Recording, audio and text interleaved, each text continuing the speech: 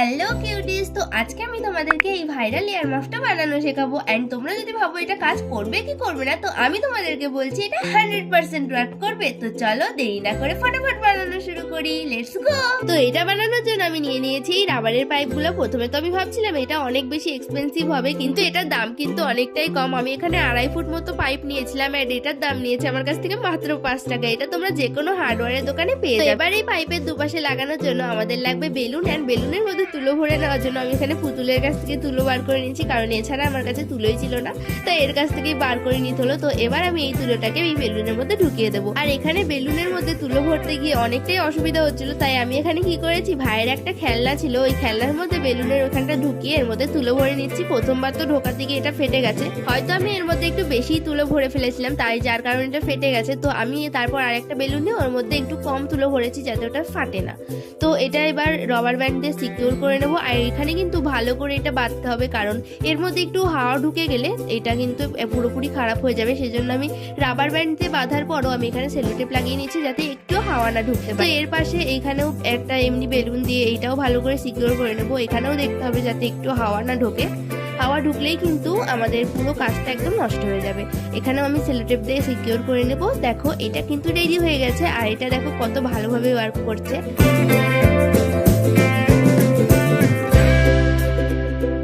এবার আমি শুরু করব এই মেন কাজটা। তো এটার জন্য আমি নিয়ে নিয়েছি এই ছোটবেলাকার পুরনো প্যান্ট, কারণ আমার এই ছাড়া আর কোনো জিনিসই ছিল না, আর মানে কোনো কাপড়ই খুঁজে পাচ্ছিলাম না যেটা দিয়ে আমি এই এয়ার মাফটা বানাতে পারবো।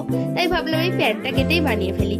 অ্যান্ড এইটা এভাবে কেটে নিয়ে এখানে সেলাই মেশিনের সাহায্যে আমি সেলাই করে নিচ্ছি। তোমরা চাইলে হাতেও সেলাই করতে পারো। অ্যান্ড সেলাই করা হয়ে গেলে এটাকে আমি এভাবে উল্টে নেবো, যেটা কি তোমরা ভিডিওতে দেখতেই পাচ্ছ।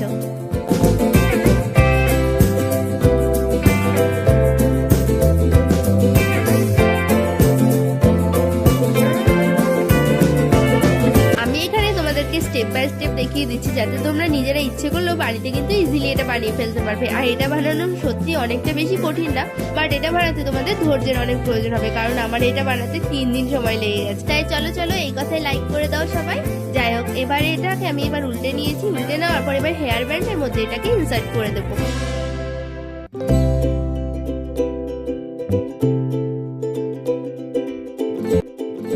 ইনসার্ট করার পর এটা খুলে যাবে তো, তাই না? তার জন্য আমি এখানে আঠা দিয়ে এটা সিকিউর করে নিয়েছি যাতে আর না খুলে যায়। তো এবার বানাবো আমি ওই র‍্যাবিট এয়ার মাফটার লেগ। তো লেগটা বানানোর জন্য আমি এখানে বড় বড় দুটো কাপড়ের পিস কাট করে নিয়েছি, এন্ড এটাকে এভাবে সেলাই করে দেবো।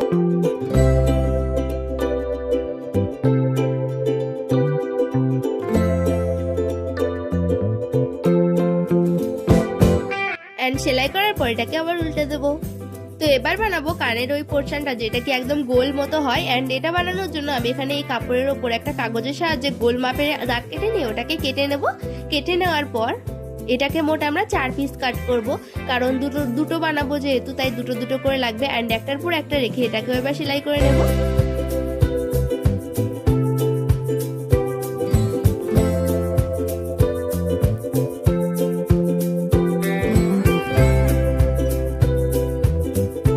এটাকেও আমি এবার উল্টে নেব। আমি ভাবছি মনে হয় এটা বানাতে গিয়ে আমি শুধু সেলাই করছি আর উল্টে যাচ্ছি, সেলাই করছি আর উল্টে যাচ্ছি, তাই না? আর এই গোল জিনিসটা সেলাই করার সময় কিন্তু দুদিকে আমাদের ফাঁকা রাখতে হবে। এবার বানাবো এই গোল বেলুনের মতো জিনিসটা ঢাকার মতো একটা অংশ বানাবো, যেটা কি ওই লেগটার নিচে থাকবে। অ্যান্ড এটা বানানোর জন্য আমি এখানে বেলুনের মাপ করে 4টে পোর্শন কাট করে নিয়েছি। এবার একটার উপর একটা রেখে এটাকেও সেলাই করে উল্টে নেব।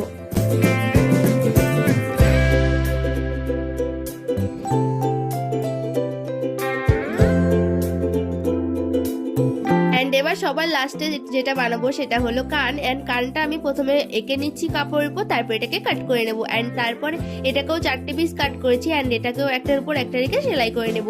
তো এটা সেলাই করার পরই আমাদের সেলাইয়ের কাজ কাম শেষ হয়ে যাবে। এন্ড এবার আমি মেন কাজটা করব, যেটা কি এইগুলোকে সবগুলোকে অ্যাসেম্বল করতে হবে।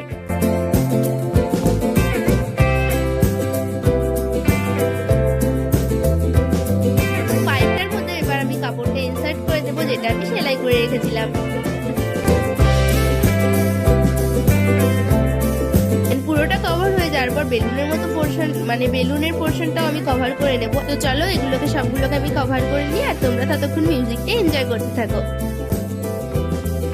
তো কভার করা হয়ে গেলে এখানে আমি গ্লুর সাহায্যে এটা সিকিউর করে দেবো। আমি এখানে B7000 গ্লু ইউজ করেছি। আর তোমরা চাইলে সেলাইও কিন্তু করতে পারো। সেলাই করলে জিনিসটা আরো ভালো মজবুত হবে। আমি সেলাই করিনি কারণ আমি একটু রিস্ক নিতে চাচ্ছি না, কারণ আমি যদি সেলাই করি তাহলে আমি নিশ্চয়ই বেলুনটা ফাটিয়ে ফেলবো। অ্যান্ড আমি এখানে তাও কানের পোর্শনটা সেলাই করেছি, যেটা কি তোমাদেরকে ভিডিওতে দেখাইনি। আমি যদি ভিডিওর মধ্যে সেলাই করতাম আমি পাক্কা আমি বেলুনটা ফাটিয়ে দিতাম, তারপর আবার আমাকে নতুন করে সব করতে হতো।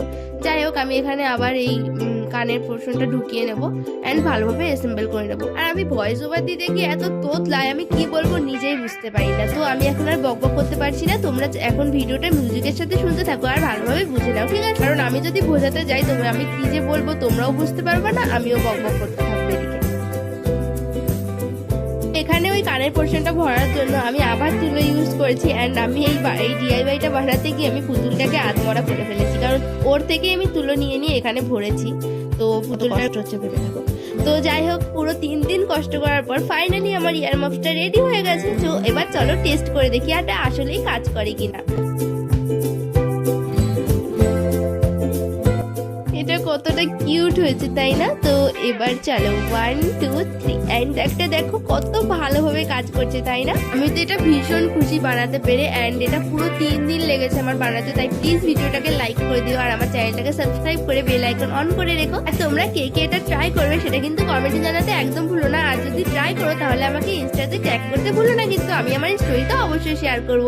তো কেমন লাগলো কমেন্টে জানিও। তাহলে আজকের মতো এটুকুই, দেখা হচ্ছে নেক্সট ভিডিওতে। তাহলে আজকের মতো বাই বাই, সবাই খুব ভালো থেকো।